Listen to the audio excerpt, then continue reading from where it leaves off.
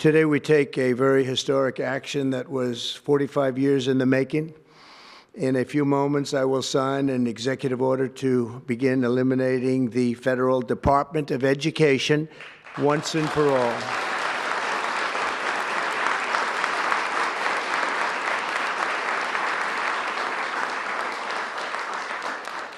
And it sounds strange, doesn't it? Department of Education, we're going to eliminate it. And everybody knows it's right.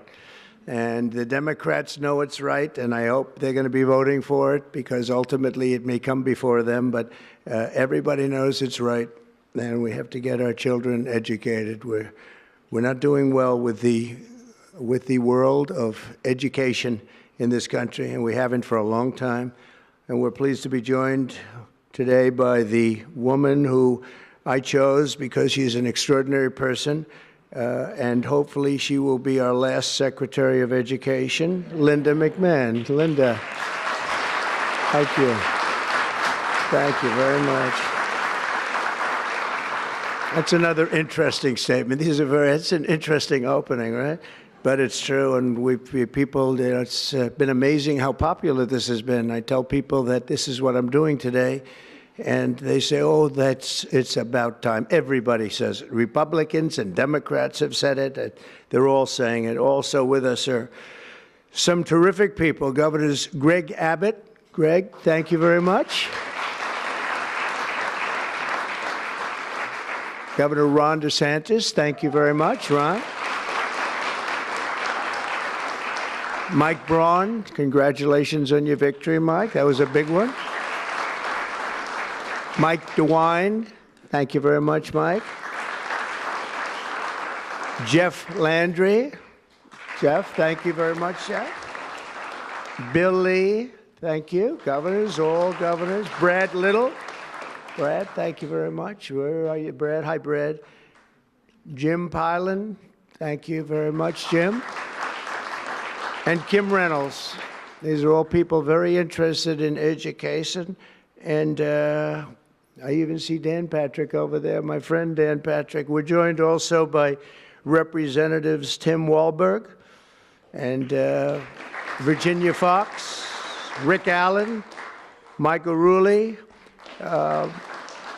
and again, Dan Patrick. Thank you very much, Dan. You've been a great friend of ours. And State Attorneys General Ken Paxton. Ken, I see you there. Andrew Bailey. Andrew, what a job you've done, Andrew. You have some good cases going. You've done a great job. Thank you very much.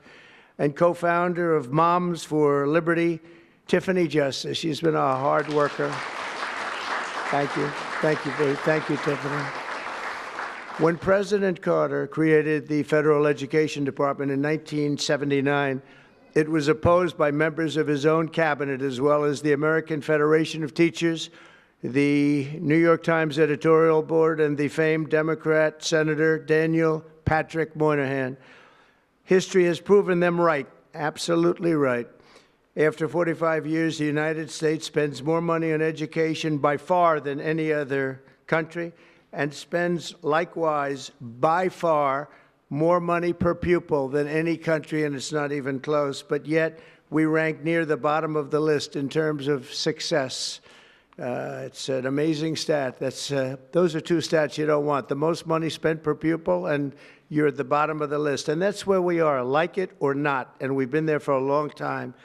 70% of 8th graders are not proficient in either reading or in math. 70%. 40% of 4th graders lack even basic reading skills, can't read. Students in our public elementary and middle schools score worse in reading today than when the department opened by a lot. In Baltimore, 40% of the high schools have 0 students who can do basic mathematics. Not even the very simplest of mathematics. I said, give me your definition of basic, and they're talking about like adding a few numbers together. Despite these breathtaking failures, the department's discretionary budget has exploded by 600% in a very short period of time, and it employs bureaucrats in buildings all over Washington, D.C. And as a former real estate person, I will tell you, I ride through the streets of Washington and it says Department of Education, Department of Education. I said, how do you fill those buildings? It's crazy what's happened over the years.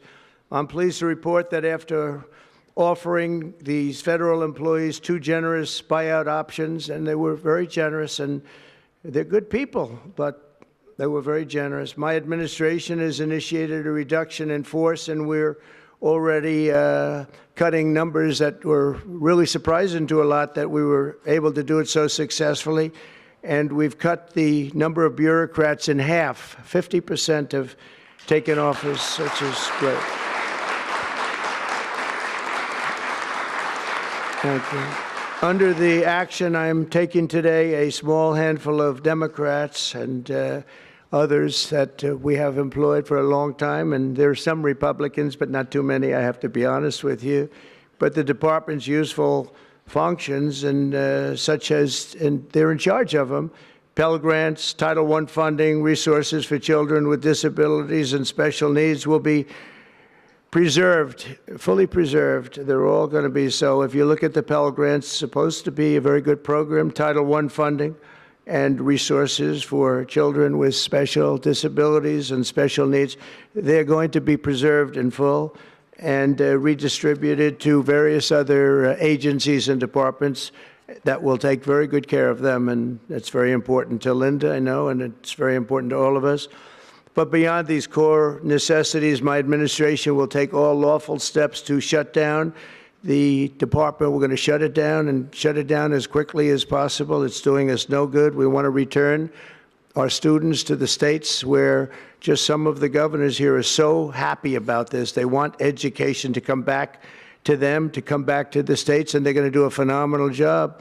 You know, if you look, Denmark, Norway, Sweden, I have to tell you, I give them a lot of credit. China's top 10.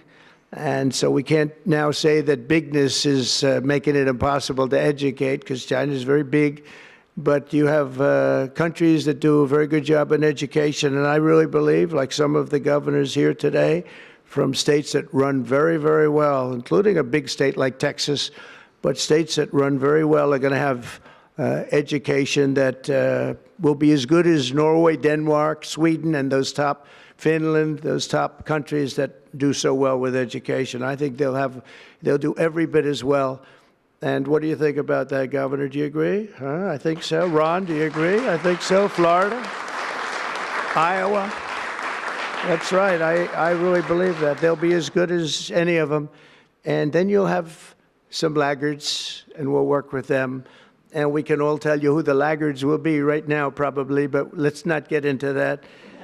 But we'll work with them, and we're going to make them, they'll do a job. I think they'll do a job, and they'll go to sections of the state. For instance, New York, you'll have a Manhattan, and you'll have a Suffolk County, and you'll have Nassau County, and you'll have Westchester County. You'll do 4 or 5 or 6 of them. You have upstate New York, and those counties, I think, are going to do very well. And I think ultimately Manhattan should do very well. But we'll break it down into sections, and I think it'll be really, really good. And they're going to be probably the tougher ones, but I think they have a chance to do really well.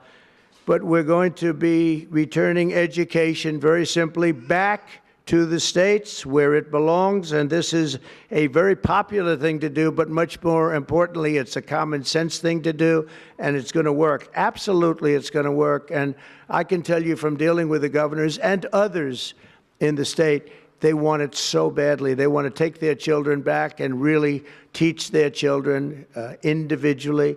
Probably the cost will be half, and the education will be maybe many, many times better. So we look forward to this. I want to just make one little personal statement. Teachers, to me, are among the most important people in this country, and we're going to take care of our teachers. And I don't care if they're in the union or not in the union. That doesn't matter.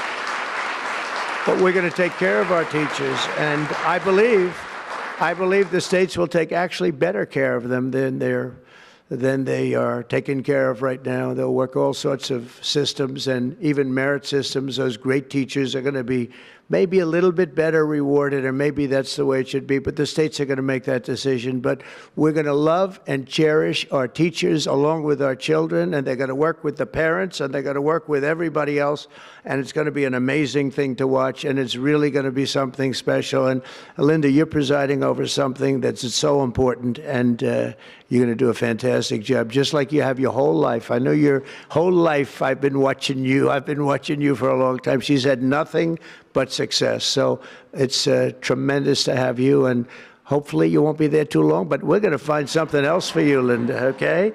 So this will conclude what we are talking about with respect to our most cherished group of people, and that's our children. We want to have our children well educated. We want them to love going to school. We have examples of it. Look at those beautiful, bright-eyed faces. They are so smart. They're so smart.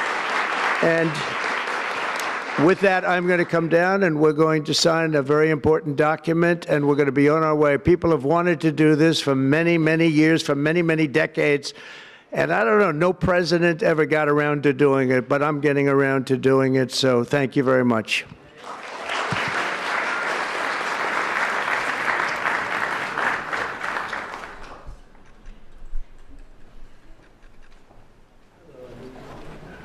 Good-looking people here.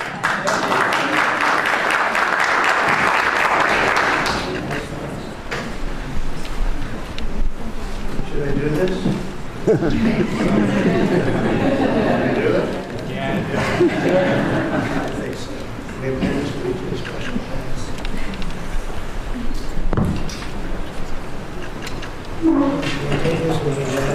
was very lucky. I signed another document that turned out to be very good for the country, and I said, let's use that same pen. I don't know, is anybody superstitious? Ron, are you superstitious?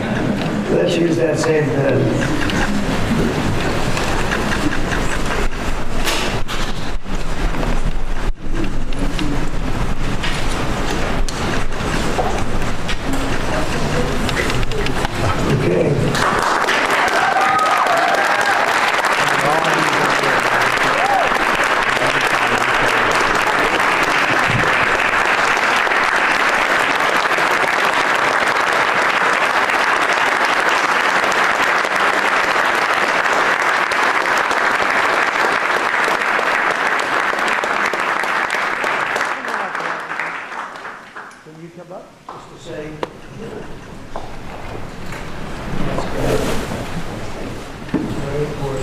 Big factory here. Good luck.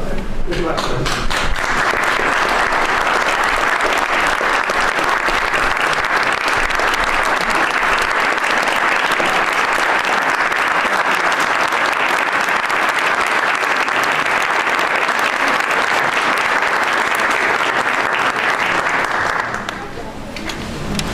Thank you.